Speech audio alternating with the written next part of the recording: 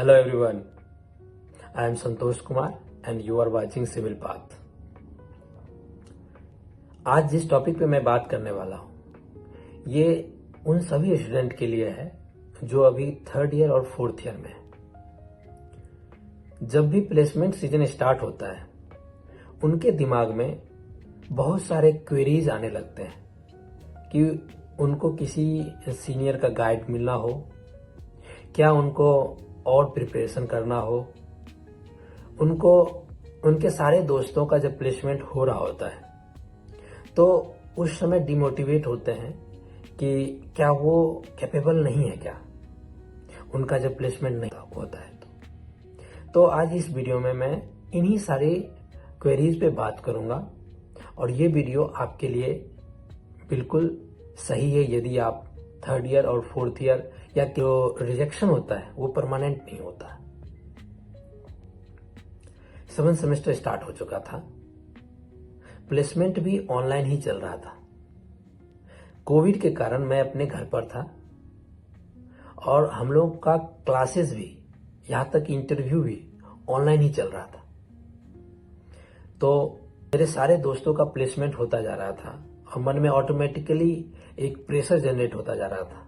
एक ही टेंशन बार बार सता रहा था कि प्लेसमेंट होगी भी या नहीं। एलएनटी पहली बार कॉलेज कैंपस में आई। मैंने पूरी तैयारी के साथ रिटन दिया, फिर रिटन आया, इंटरव्यू दिया और लग रहा था कि इस बार तो हो ही जाएगा। लेकिन रिजल्ट आया, लिस्ट देखा और उसमें मेरा नाम नहीं था।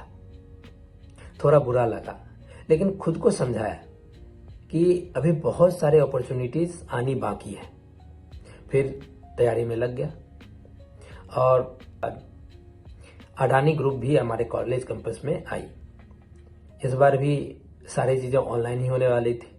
रिटन हुआ, फिर इंटरव्यू कॉल आया। इंटरव्यू अच्छी गई थी, एलएनटी से अच्छी गई थी, तो लग रहा था कि इसमें तो हो ही जाएगा। लेकिन फिर रिजल्ट आया, लिस्ट देखा, फिर नाम नहीं था। इस बार डाउट स्टार्ट हो गया था, क्या मैं प्रिपेयर हूं भी या नहीं। मैंने अपना सारा स्ट्रेटजी को चेक किया, दोबारा फिर से प्रिपेयर हुआ। इस बार केईसी इंटरनेशनल आई और केईसी इंटरनेशनल की रिटन भी अच्छा गया।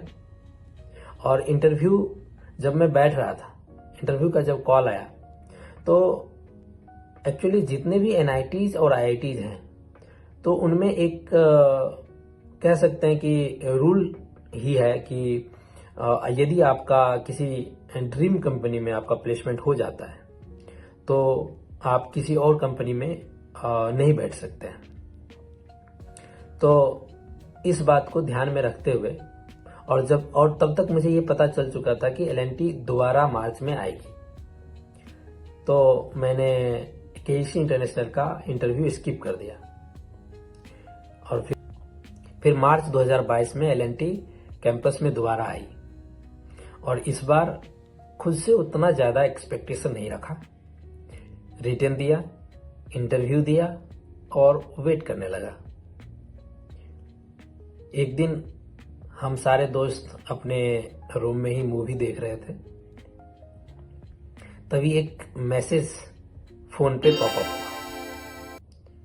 हुआ और लिखा था, सेंडर्स नेम लिखा था एलएनटी। 2 सेकेंड के लिए जो आपका हार्ट बीट बढ़ता है किसी भी रिजल्ट को देखने से पहले, रियल टेंशन वही होता है। फिर मैंने मेल खोला, उस पर लिखा था we are please to offer. और उस समय रूम का माहौल पूरा चेंज हो गया था और उस मोमेंट को मैं अपने शब्दों में बयान नहीं कर सकता हूं। फिर मैंने अपने घर पे कॉल किया, पापा से बात किया, पापा बहुत खुश हुए। और रियल अचीवमेंट फिर पता चलता है कि जब आपके गार्जियन खुश होते हैं। फिर मैंने एलओआई पे साइन किया, फिर साइन करके सेंड कर दिया।